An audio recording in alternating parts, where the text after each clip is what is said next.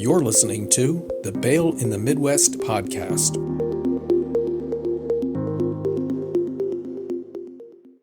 Hello and welcome to the Bail in the Midwest podcast, where we explore a variety of topics related to bail, pretrial release, and the criminal justice system in the Midwest. My name is Shane Rolf. I'm the Executive Vice President of the Kansas Bail Agents Association, and I've worked in this field for the past 35 years. Now it's a new year, and just yesterday, Elizabeth Warren tweeted out her New Year's resolution. And I'll quote this tweet. She tweeted, "Let's start the new year and the new Congress off on the right foot. Let's end lobbying as we know it."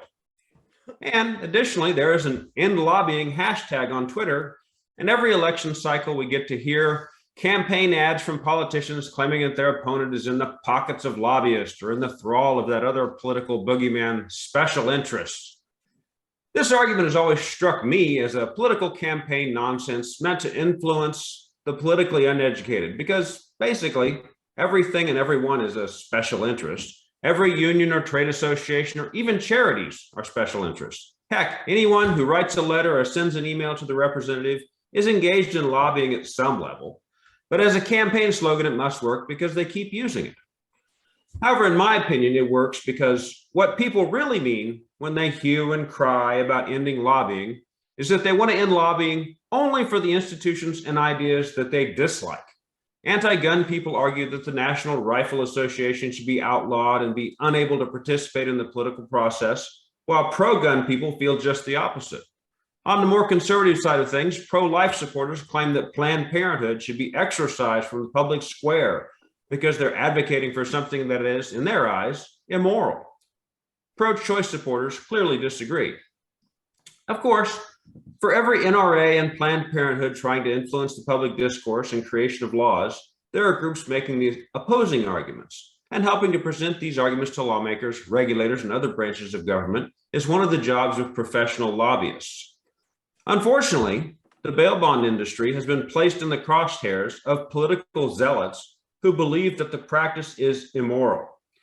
And once an industry has been regulated into the untouchable caste by some segment of society, it is vital that the industry has a political voice, an advocate for its positions. In short, a lobbyist. My guest today is just such an advocate, and hopefully he can shed some light on how he and other members of his profession work for the benefit of their clients in the halls of power. Kevin Barone is the founder of the Capital Lobby Group, an advocacy shop in the modern parlance of the profession. He represents a number of clients here in the state of Kansas, and for purposes of full disclosure, this includes the Kansas Bail Agents Association, which he has represented for the past 15 years or so. Kevin, welcome to the podcast. Thank you, Shane. I appreciate it. I was going to say, it's interesting with what you start off with, because when I first got into this business in 1999, and I've been in it every year since, it took me about 3 years to come up with a definition to give to people of what I do, because nobody really knows what lobbyists do. And that definition, with no big words and very simple, is I educate legislators to the needs of my clients. The reality is lobbyists are a necessary factor in this governmental process because we educate legislators. Most legislators, especially from Kansas, are not coming from an area of great education in terms of knowing everything. A lot of them are farmers. They know what they know, but there's a lot of things they've never even dealt with. So for us, our job is really to educate legislators as to what's going on and why a bill or a piece of legislation is good for industry or bad for the industry, and vice versa. It's the only thing we have as a lobbyist is our credibility. And that goes a long way to establish that credibility and being open, honest, and upfront with lawmakers on anything. Well, for example, I know that when I participated in one of the Chamber of Commerce leadership programs, we met with a person, Larry Campbell, who was the mayor of my town at the time, but he also served in the legislature. And one of the things he talked about was there's just too large a volume of information that's being fire hosed out at legislators. They can't absorb it all. They can't even read it all. So they have to find someone they can trust, either someone in the lobbying industry that's been legitimate with them, or other people in the legislature that are familiar with that particular topic and rely upon, to a certain extent, their judgment on topics that they're not familiar with. Absolutely true. And one of the things you find out early when you're lobbying, for example, if there's a construction bill, very few, in Kansas, we have 40 senators and 125 representatives. Of 165 legislators, you maybe have 7 or 8 that are really in the construction industry. So they really understand what a bill may be doing, whereas nobody else, they might not get it, but they're going to look to that person for leadership on that issue. Well, when it's an issue like bail bondsmen, or an issue, naturopathic doctors, for example, or something like that, unless you're involved in that situation, unless you've needed to go to a bail bond, you might not know anything about how that industry works. And so if you don't have somebody you can look to or talk to and can explain it to you, then you're kind of lost. And to Mr. Campbell's credit, 800 to 1,200 bills are introduced every year. A third of those, maybe a fourth, get real serious consideration and pass. Legislators don't have time to read all those bills and understand every issue. In fact, I can tell you in Kansas, we probably have a handful of people that read bills at all. Most of them just look for the cliff notes or the summary of them and look for somebody to help them explain it. And that's probably about the same in most other states, and even at the federal level. I mean, we all see the news of here's this 12,000-page bill that we're going to pass through. Now that doesn't happen in Kansas like it does on the federal level, but there's still large bills that have lots of data to them. Absolutely. Well, let's kind of get back on you a little bit here because we sort of got ahead of ourselves. But lobbyists isn't really a degree-based career track. I'm sure there are some places where you can go get a degree, but it's not really lobbying. So I normally let guests sort of, give us their background, toot their own horn. Can you give us a little bit of background about yourself? How did you wind up, prowling the halls of power here in Kansas? Absolutely. And mine's kind of an interesting story. I graduated from the University of Kansas with a degree in political science and communication. I went to work for a telephone company for a while and didn't really enjoy it. My father at the time had retired from his work and had become a state senator. So I went up and hung out with him during my period of unemployment and kind of learned what was going on and thought, I can do this. I enjoy the politics. I enjoy how it works. So I sent out some resumes. I got a few interviews and I started working with a very established lobbying firm up there in Topeka.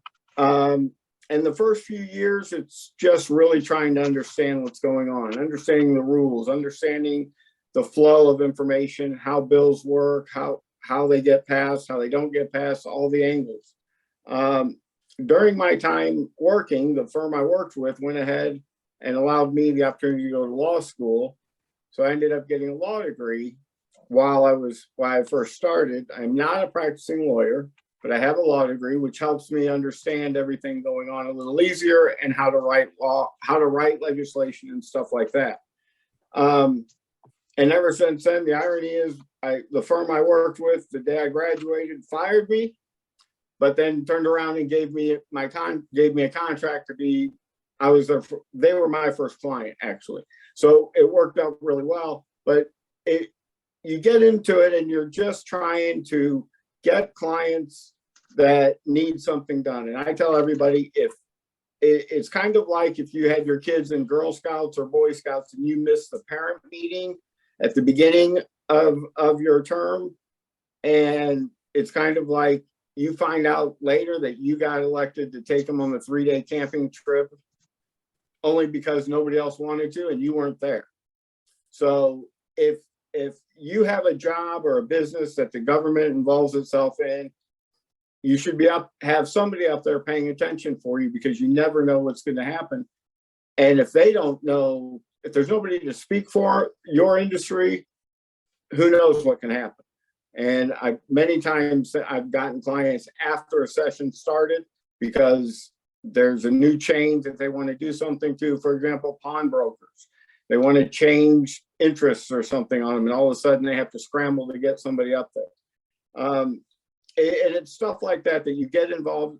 And then what you hope is you maintain clients and you keep them for the long term, because the session may only be January through May, but the legislature meets interim committees and stuff all year long, so they can be doing stuff that impacts your business at any point in time. And so you really want to make sure you're following your industry and what's going on in your industry at the legislature, so that way you know how it will impact you and whether it's good or bad.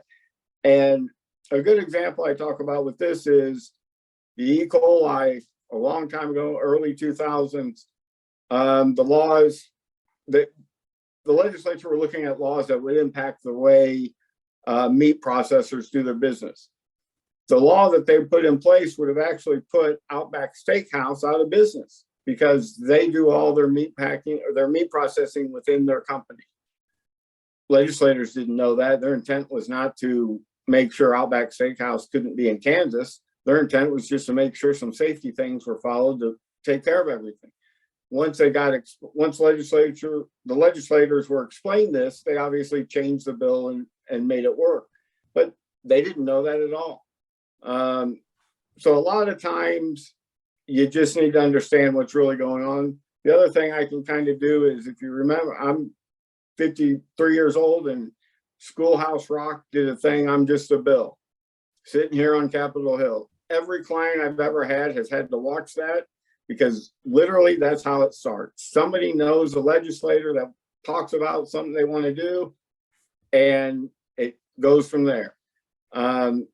It's simple, but legislators do a lot of work and have constituents that always are calling them about things. And if they decide to run with it, you need to be prepared. We'll get into the process of how that all goes. Right. I do want to kind of look at, I mean, we've kind of touched on the definition of a lobbyist. So what, anybody can go up. I've been at the legislature, and I've been there with you, and we've watched people come up and just walk up and start testifying in committees. Now those people aren't lobbyists. I mean, they're just witnesses. People want to, put their 2 cents in. How do you differentiate between a lobbyist and several other types of actors that show up to try and push legislation? Lobbyists, we're there from the beginning of the day till the end of the day, following everything going on in that building. A lobbyist will tell you that a meeting on the 3rd floor that has something going on that's controversial may impact a meeting on the 5th floor that doesn't have anything going on. It's called the People's House, the State House is, and it's because it does belong to the people. So whenever there's a hearing, anybody can go up, sign up to speak, and testify for, against, neutral for an issue. Your lobbyists are the ones that are following everything. Your lobbyists are the ones that understand that if the budget isn't worked out, they're not going to run 15 other issues because they want to wait. Advocates are an issue up at the State House too. A lot of people want to be an advocate for something, and that's good, but advocates have a tendency to be interested in their issue that they're advocating for, and don't always understand that how everything's connected. And so much up at the State House is connected because, again, it's only 125 House members and 40 senators. They have 40 some committees that are meeting, so they're on several different committees. If a legislature gets mad at an issue or an industry, they can carry that to several different areas. So you're always trying to make sure you can communicate with them and talk with them, but you're also trying to understand the nuances of everything else going on in the world, or in that world up there. I often tell people, unless you're a really good mechanic, you take your car to a mechanic because that's what they do. Lobbyists, our job is to be in that building, to know these people, to work with them, to be a part of them, with them, and help them so they can call me if they have a problem on it. If there's an issue, I'll get a call from somebody. Kevin, I don't understand this. These are your clients. Can you help? Sure, I'll be right there. That's what we try to do. The average person is just going to go up there and they're speaking from their passion, what they care about. There's something that's happened that they're either trying to change or fix. And that's very much needed. I often tell clients, I need you to testify. They see me every day walking the halls. I'm the guy that's walking with them to the bathroom as they have to go. I don't walk in with them, but I'll walk them to it. But when it's time to testify, I want my clients there because they're the ones that do that day-to-day job, and they're the ones that truly understand the importance of what we're trying to fix in a piece of legislation. So you have all types that go up there, and you just hope you can work together in a way that benefits everybody. So when I go up to the legislature and I testify on a bill, and you're right, I've had to testify in front of at least 4 different committees that I can think of off the top of my head. Obviously judiciary and corrections would be the 2 big ones. We've been federal and state affairs, and I forget one other one that we were in front of. Maybe it's municipalities. So you can be there and all the time, but me testifying does not make me a lobbyist, correct? That's just me sit there, arguing or putting forth information for the legislature to act upon, or hopefully act upon, or not act upon based on what I'm telling. Correct. Lobbyists, the other thing is lobbyists we are required by law to register at the Secretary of State's office, to fill out information about who our clients are, how we get paid, not what we get paid, how we get paid, whether it's a contractual amount.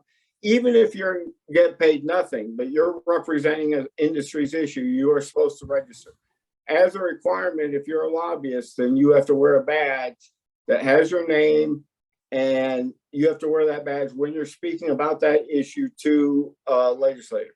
They always have the right to know who they're speaking to and what industry you're representing. So, and I've seen those badges before, and it is helpful to know, who it is that you're representing when you talk to them. Is it pretty common though for lobbyists to have multiple clients? Because I've seen some lobbyists have to keep switching their badges when they're talking. Yes, there is. There's probably 600 or 700 lobbyists in Kansas that are registered, but there's probably 100 of us that are multi-badgers, which are we're the kind of hired guns. We're there that's all we do is spend our time there. We may have to be in 4 different meetings at the same time because we represent all these different issues, versus corporate lobbyists that may work for AT&T, for example. They'll have somebody that is following utilities committees and the very specific committees for their issues. And then you just have people that'll come up. So those of us that are multi-badgers, we represent a various number of clients, and we have to have a badge for each client. So yeah, there are times, I think the most I've ever had were 20 clients, and you're walking around with a briefcase with 20 different badges in your briefcase, and you're trying to switch them around. So it can be tough, but it's part of the job. So if you have multiple clients like that, what happens when there are conflicts between those clients? Because I know that you represent some people in some sort of, in marijuana related type fields, and bail bondsmen. It's not really a conflict in my mind, but some people view it that way. We always get accusations about bail bondsmen want marijuana to be illegal so they can continue to make money. Just right. For the record, Kansas Bail Association has never taken a position on marijuana issues, but I have to imagine there could be times that as a lobbyist with multiple clients, you could have conflicts. And so far I've avoided that in all my years, because one of the things I do pride myself on when I'm picking clients or meeting them is understanding all their issues and then going to my clients that I might have conflicts with and see where they're at so I can work those out ahead of time. There's one time where I had clients that were kind of on different edges of an issue, but they worked everything out where they needed. As long as the issue didn't go too far, one client was okay, and the other client wanted it to go as far as they could without impacting. Or sometimes you end up with healthcare clients. I represent naturopathic doctors and acupuncturists. They both would like to be on the corporate practice of medicine, which would allow them to work specifically for a corporation if they wanted to. So we got them to work together to put some language in that would allow both of them to be part of the list of doctors and nurses and all that. So a lot of times it's doing your prep work before session, making sure all your clients know where you're at and what they're doing. Medical marijuana is a very interesting one because it's all over. People are all over the place on it. And the bail bondsmen of Kansas have never taken a position on it. And frankly, they don't really want to, because your job doesn't really get impacted necessarily from that. your job is impacted when the laws and people are arrested. You do your job. As long as it doesn't impact your industry, you're fine with them. And that's the way most people are. Most people don't want to get involved in things that they don't really need to.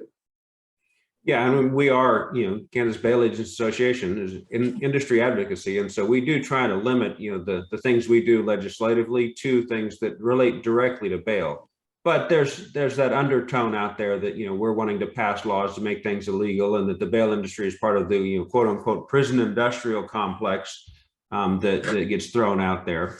Now, go ahead. You guys do a very good job, and that's part of the lobbyist's job also, is to make sure that if somebody were to testify during a hearing about that we go up and make sure that they understand that's not the case. This client of mine doesn't care, or they're not involved in this, and there's a specific reason they're not. It really is our job as lobbyists is really to educate the people that need to be educated about the issues that my clients have. And that may be one that you have to go and dispel rumors and stuff, but that's why we're there early in the morning till sometimes late at night. That's why we're following them when they're on the floor or having committees and talking about stuff. We're making sure we communicate with them what they need.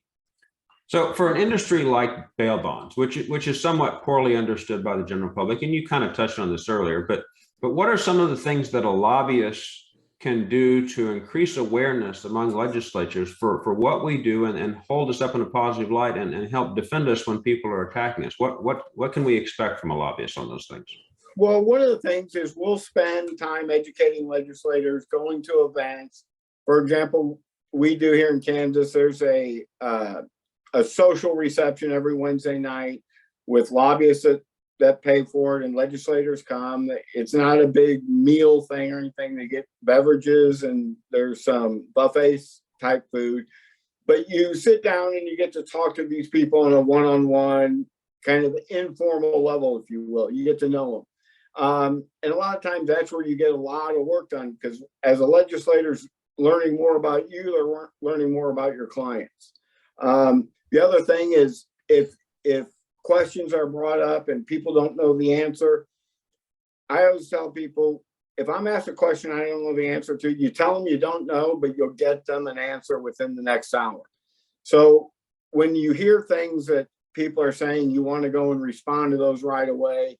Sometimes it's a letter to the committee, letting them know that what they heard today from so-and-so is valid, but here's the truth of it from the industry they're talking about, and making sure they don't know it. The other thing is we, as an industry, campaign contributions. Now, the limits are very low. You're not buying anybody's vote with campaign contributions, but it's a way to make sure they know you're out there. The limits are very small. So when you're giving campaign contributions, most of them, $100, $250 maybe, are going, they just help their campaign, because to be elected, you have to have money.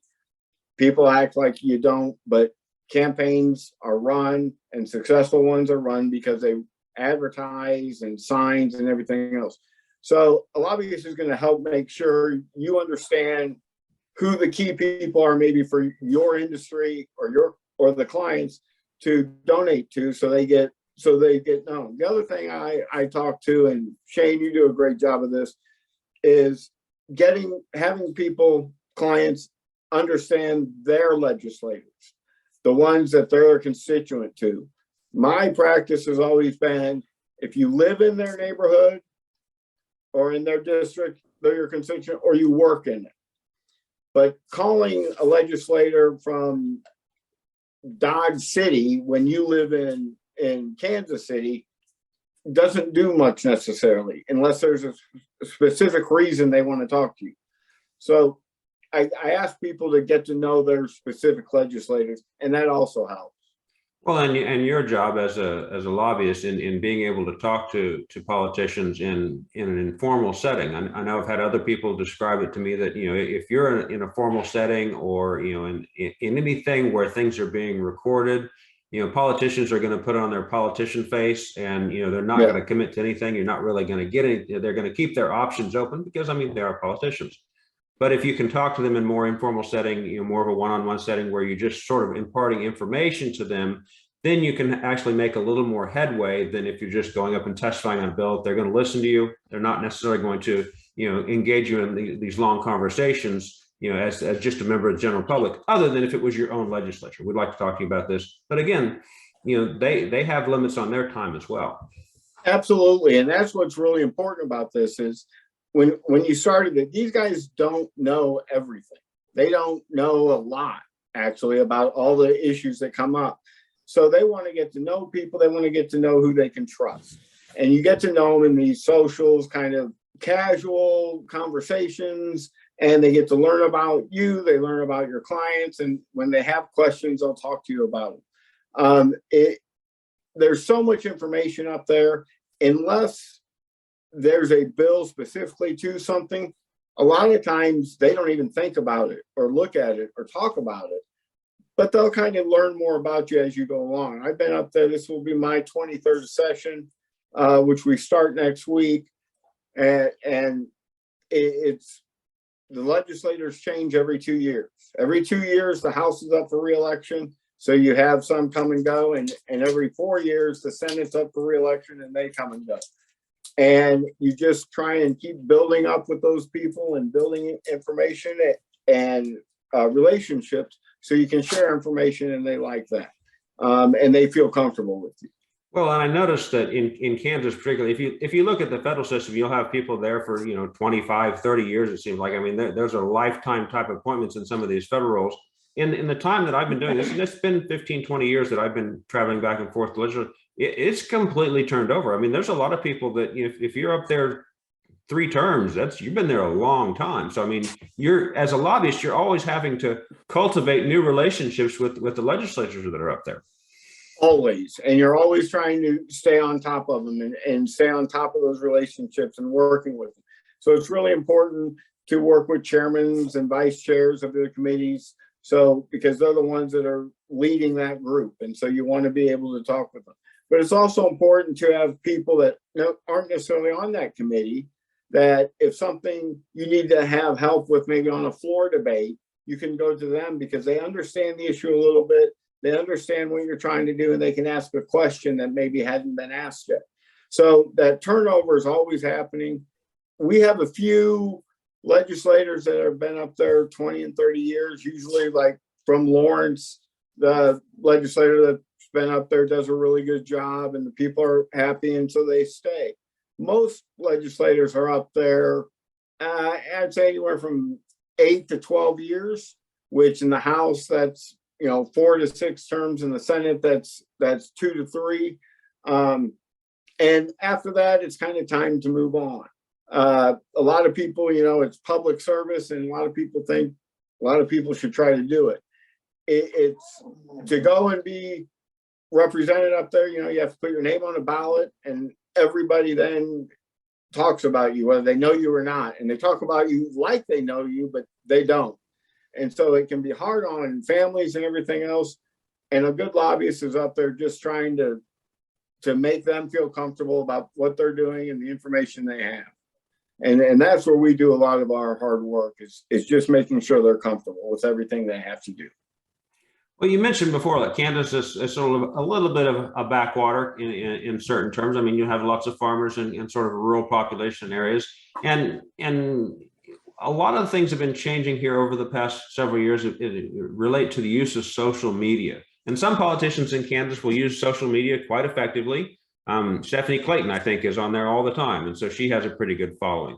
And they use all the major platforms, while others, I've noticed, barely even have a Facebook page, much less a standalone website or any sort of Twitter or Instagram or any of the other social medias that people use to connect with. Social media has obviously changed the landscape of how to get elected in Kansas, or at least it's another tool for politicians to connect with their constituents. How has social media changed the lobbying world? It's changed it dramatically. And one of the things that people have to be very careful about is, as a lobbyist, I represent a lot of clients. So I have to be careful about what I say on my personal social media to not impact my clients. That's one of the things that causes people some issues sometimes for advocacy groups or individuals. Kansas is a Republican state. It's a very well-known Republican state. We're in the middle of the Bible Belt. We're a conservative Republican state. Our numbers right now are the conservative Republicans have a super majority in both the Senate and the House. That's relevant because if somebody is a Democrat or pushes for Democrat issues and you're constantly making fun of Republicans because that's what they do sometimes, and Republicans do it to Democrats. But the difference is if you're trying to say things and remarks on Republicans, well, they're the ones in charge. So all of a sudden now your comments are kind of being taken as offensive, and the people that are in charge get to decide what happens with all your stuff. As a lobbyist, we're always trying to straddle that line where you don't want to go after somebody, you don't want to call them out, so to speak. But sometimes maybe you need to get information from people and you want to put a poll up or something like that. Politicians have to decide if it's benefit for the people in their district. A lot of farmers aren't on top of their computers all day long, so a person in a district like that may not use social media very much or very well. Johnson County, they're going to use it all the time because they know 90% of their people in that district are on a computer or an iPhone or a phone looking at Facebook and everything they can. The other thing is you got to be careful when you post something, it's there. You know, you tell everybody whatever you say in the legislature, it used to be whatever you say, you have to be prepared for. It could be on the front page of a newspaper the next day. Well, now it's whatever you say could be on the front page of a Facebook page in the next hour. So you've really got to make sure you maintain things and you're confident in what you're saying, but you're not pushing too far, because if you do, it can come back and bite you.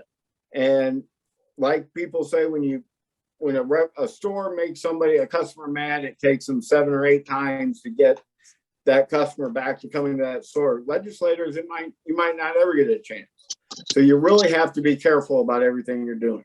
So the social media has been, now a lot of the associations will use the social media because they'll get their members and then they can ask poll questions strictly to their members. And that's great data available. I've got some clients that use social media that way, and it's helpful that they can pull their client or their association members and find out what districts they're in. And if we maybe have an issue with somebody in that district, we can get a constituent to call, and then they talk to that legislator about whatever that issue is. The other thing is one thing that goes wrong with that is emails. People want to email everybody and blast them off. It doesn't work anymore because emails are too easy. They're forms. Half the time people don't just fill in a couple spaces, hit send, and it goes. What really matters is, again, communicating with the legislators that are yours. That is what carries a lot of water nowadays. They can get a lot of emails, but they only want the emails from the ones that their constituents are. Sometimes the internet was like a new toy when it first came out. And so when email would have a lot more impact then, but if you're a legislator and you're getting, 1,000 emails a day about something, or here's this blast of, 30 people are sending you emails all the same that are just a form, it's not really going to have the same impact as somebody who's talking to you about the issue. And most legislators have a secretary in their office, and their secretaries are directed not to give them form emails. They don't even want them. They want individual. And to your email point, when Uber came around, they thought it was great to flood the emails of legislators and ended up crashing the system. So much so that the very next day, the Speaker Pro Tem at the time came out and made it very clear that Bill was dead for the year because they don't have time to deal with them when they're trying to fix their system. They don't want emails from out of the state. They don't want them they want them from the people they care about. And as you said, they form emails and all that doesn't work anymore. And they'll get mad if we're doing it, to the point that Uber ended up having to pay for one of those digital signs on the back of a truck to drive around the Capitol and stuff, apologizing so they could get back into doing it. You just got to be careful. Social media, you can reach so many people so quickly, and sometimes that's not necessarily a good thing.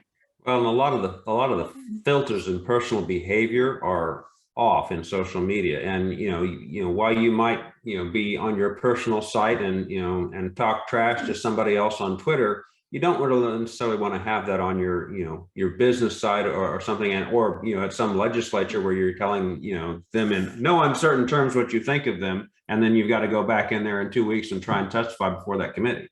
Absolutely. And what's interesting now is your leadership, Democrats and Republicans, all have interns or young kids that do nothing but follow social media, trying to find out if things are being said about the people they work with, and so I tell them, whenever you put something out there, it's out there and somebody will find it.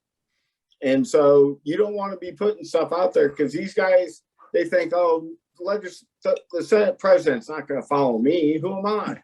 He might not be following you, but they've got an intern that's running some programs that'll find out you said something because you said the Senate president's name right in your post, and now they're going to follow it, or now they're going to find out about it. So from a bail bond perspective, a bail bond association, I know that there are a few around the country who have pretty aggressive Facebook campaigns. I know the Mississippi Bail Bond Association is very active on Facebook. They post stuff all the time, but they generally, I've noticed they always do try and keep it positive, very pro bail, but not so much attacking anyone else on there. These are the good things that we do, and this is what's bad about bail reform, but they're not singling anyone out specifically on that. They're just basically, this is why this is negative, and this is why we're great. I mean, is that a good strategy for bail bond associations to leverage their social media? That's the absolute best strategy, because what you're doing is you're disseminating information. It's back to that beginning, educating legislators to the needs of my clients. The bail industry is educating legislators on topics that are in front of them, but they don't want to necessarily call out ones because you never know why a legislator may be doing a certain thing. They may be doing it for a purely different reason than people think. And so by bringing out the information of what's good, why this doesn't work, or what has happened in other places where they've tried this, is a much better way than attacking a legislator for what they're doing. And again, most legislators are only going off the information they know. So they might not know anything about what's really going on. They're just knowing what happened in a specific situation, and they're trying to adjust to that. So it's always important to talk to them, to communicate, but the best way, if you're using it, is to talk about your industry, the benefits, what you're trying to do versus what's trying to be done, and don't necessarily call out. I mean, there are times you'll have to call out certain legislators. And when you do it in a polite way. You talk about them in terms of they're sponsoring a bill to do this. That doesn't mean you want people to jump up on them and attack them or go to their house and do stuff to them. I always tell people, stay away from their families and their, the business you do is in the state house, leave it there. But it's the best way to talk to them is the way those groups that have used social media is to talk about what their issues are, why they're good, without trying to attack a certain legislator or even a party, because there are clearly some Democrat issues and Republican issues. And if you're going after the opposing party all the time, sometimes that's going to backfire on you. And in Kansas, it can if you're always going after Republicans, because they're always going to be in charge. I think in the last 50 years, Democrats were in charge of the House because they had a one-person majority. It was 63 Democrats over 62 Republicans. That gave them the leadership in the House for that 2 years. Other than that, it's always been Republicans in charge. Well, I mean, when you brought up the Uber thing as an example, it's, if you try and respond to someone, even someone who's very much anti-bail, and there were a couple legislators in California that I noticed where the California bail agents were really attacking them in very personal terms, and they probably deserved it, but other legislators who see that, you lose some degree of your moral authority when you go after someone like that. And so the argument that you make to someone who might be on the fence because they know how you treated this other legislator, even though you might feel justified in it, you're going to lose any support you have from other parties if you go too far on that. Well, and it also goes back to your credibility. You want to stick to the issues at fact with legislators. If you're just going after them personally, going after their family, you're losing the credibility to those to those legislators that you know enough and that you're just trying to personally attack them. I always say you let negative campaigning and all that in campaigns of legislators. If you do your job the right way, you can be there a long time, because you don't want to get involved in again, your credibility as a lobbyist is all we have up there. You know, they want to know that you're honest up front and you're not lying to them or trying to do something that they're going to come back and haunt them.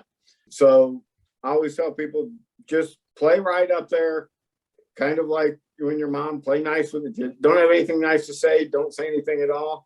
Actually can work very well up there.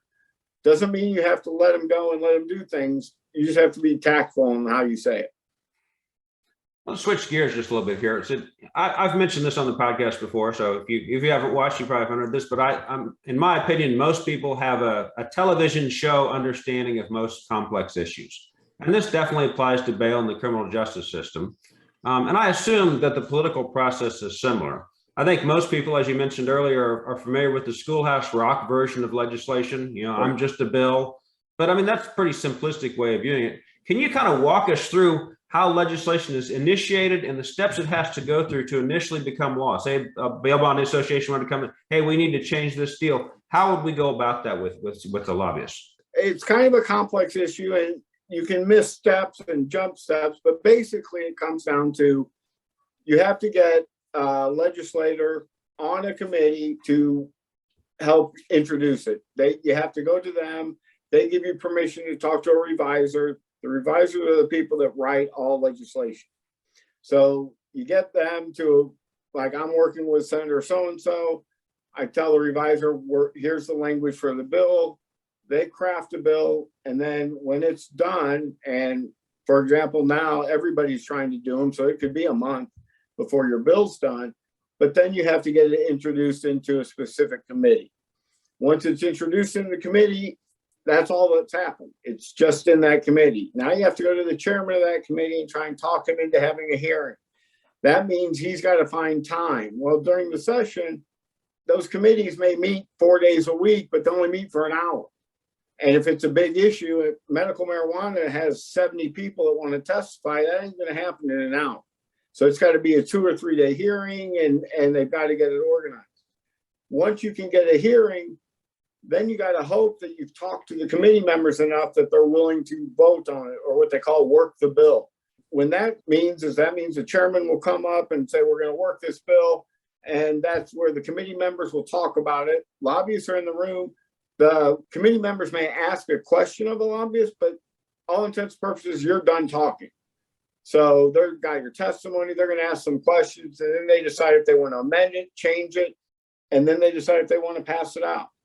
If it gets passed out of committee, it then goes to the floor where the whole body, either the Senate or the House, will vote on it as a whole, if you can get the leadership to what they call bring it above the line, make it so that's the bill that gets debated on by everybody that day. Sometimes there are bills that can get out of committee and the leadership doesn't want any part of them.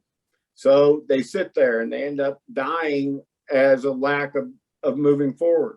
So you then got to convince your leadership in that chamber, this is a good bill, we need this, we put it above the line, and then it gets debated.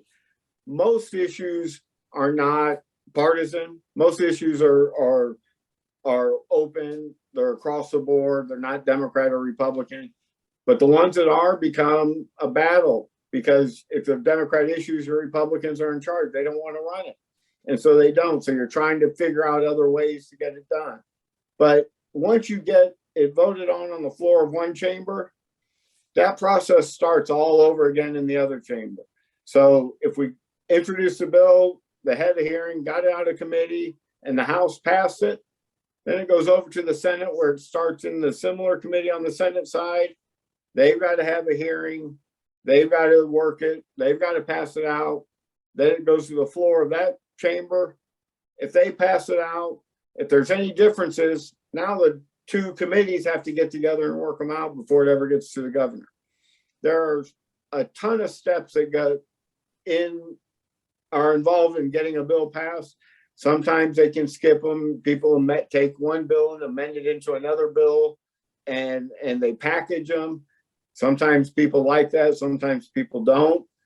But it's kind of the necessary way to get things done. Again, when you have 800 bills introduced and you only have 90 days to do your work, you're not going to get but only a couple hundred of them heard.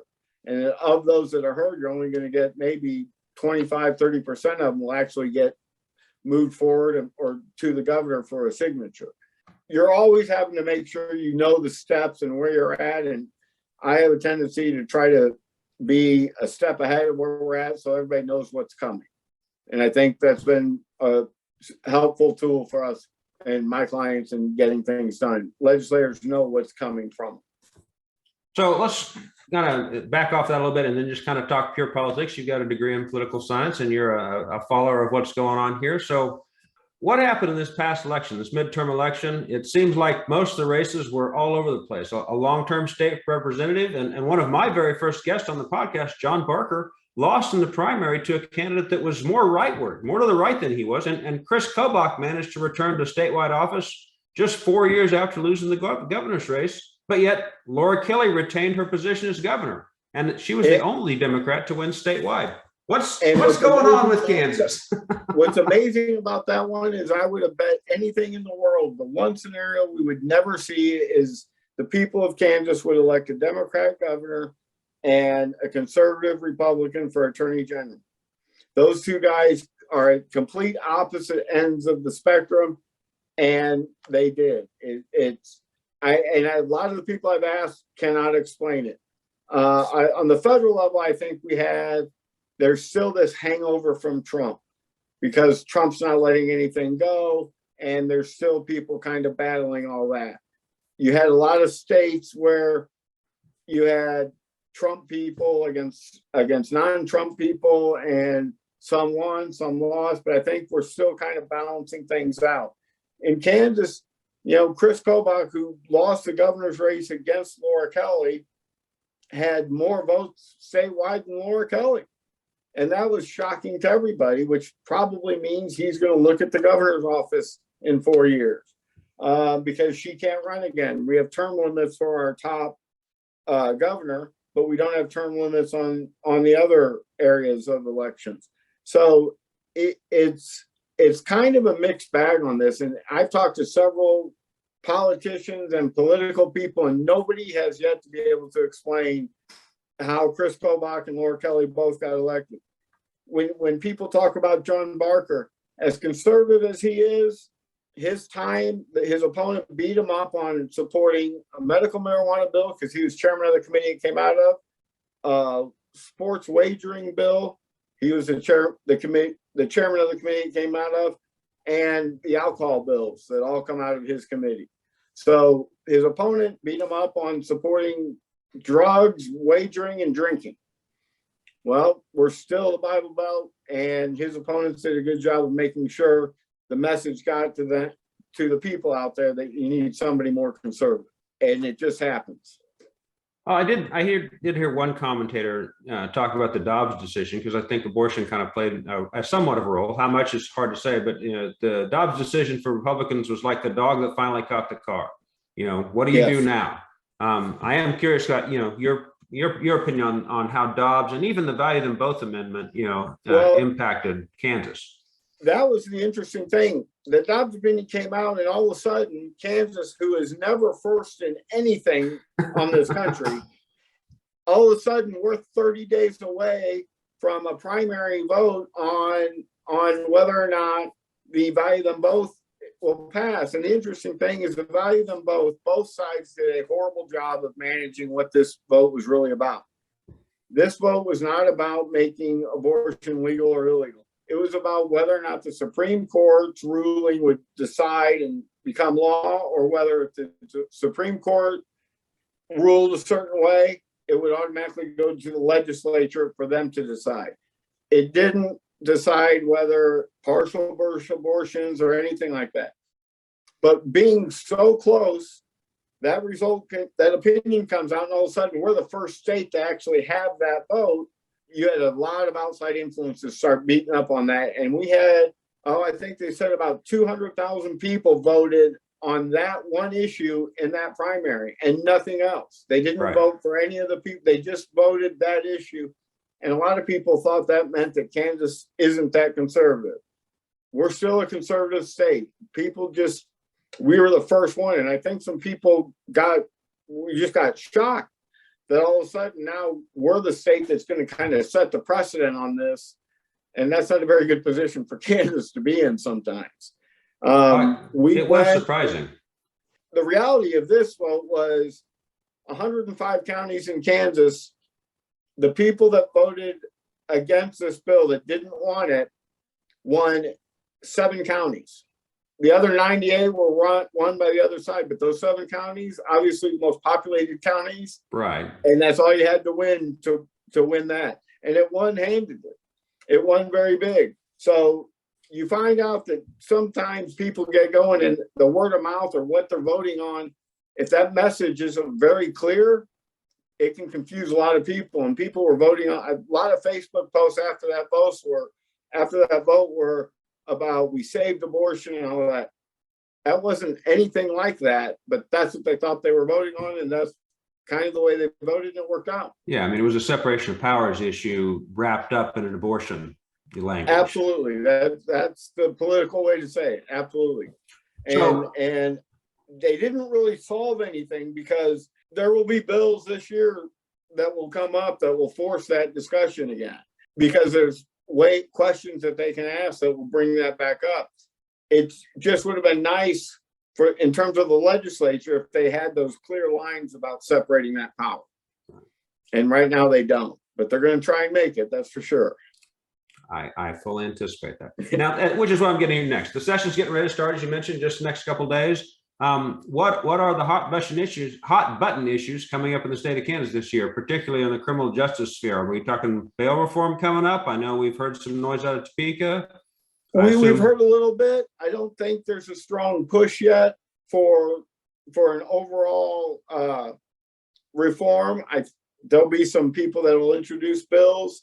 A lot of times people introduce bills that go nowhere, and legislators, sometimes they do it for constituents. They'll introduce it because they want to help them, but they tell leadership they don't need it to go anywhere. They're just one person in a group of 40 or 125, and it's okay if it doesn't go anywhere. In Kansas, our law enforcement understands bail pretty well.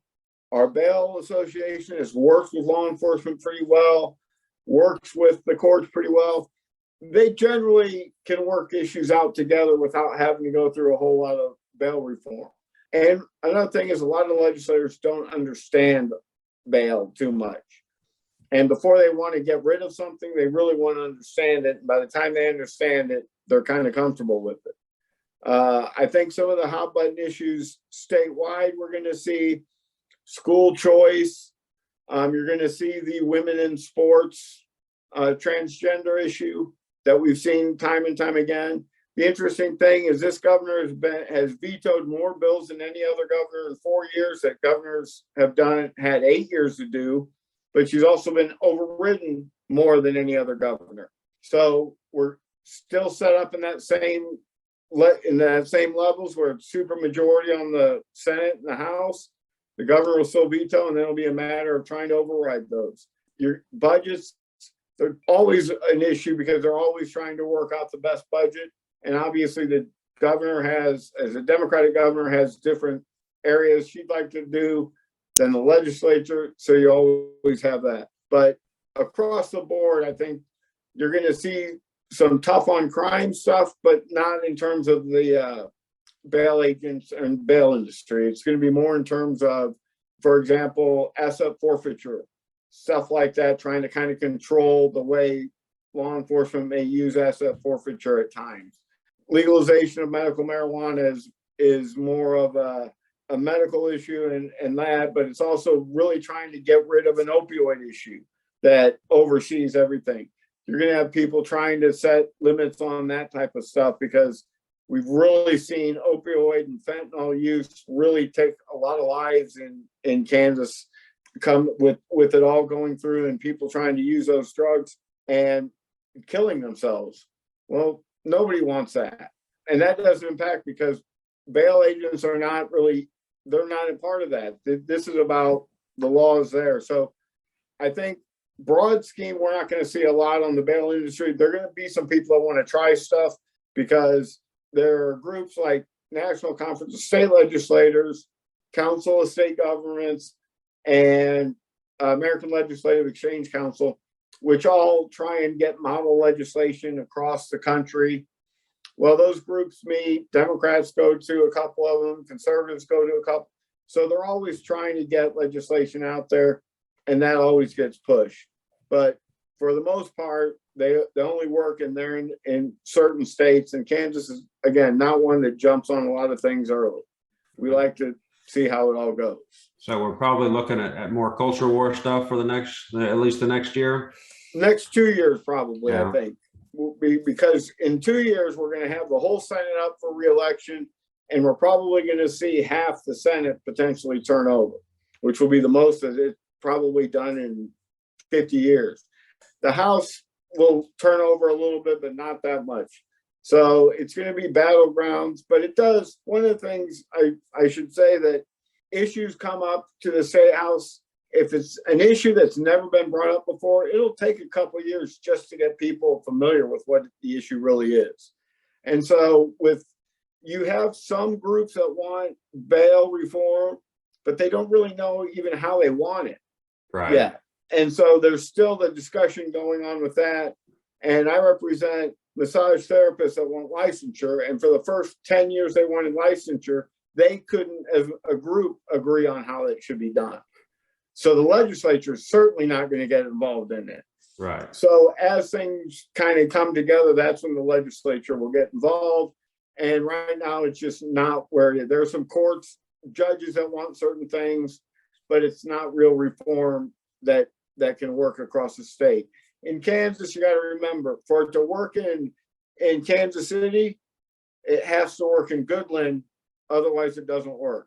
Most people seem to forget that half the state is past Salina, is west of Salina, and none of the 7 counties that voted on the value them both are west of Salina. So really things have got to be able to work on both sides of the state for them to work in the state at all. Understandable. So I do want to thank you for taking the time to talk to us today. It is always interesting to see how the political process works out. I mean, Mark Twain, said that, who likes sausage and who likes politics should never watch any of them being made. But that's absolutely true. If somebody does need your help in making some sausage, how would they reach out to you? Where can you be reached out? Easiest way is they can contact me by phone, 785-213-1111. Very easy number. Or an email, kbarone2021@gmail.com. I'd also say that for people that want to listen or see what's going on, the Kansas Legislative webpage, every committee now is on YouTube. So if you can't be there, you can watch what's going on. Because of COVID, they've opened the camera. You can testify through Zoom.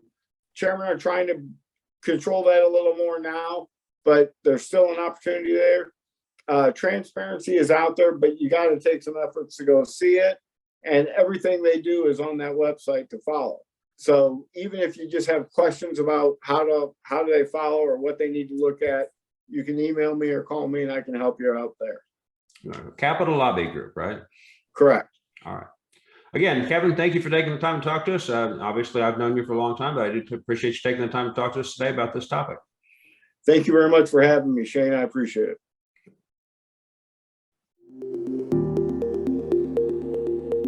Thank you for joining us today on the Bail in the Midwest podcast.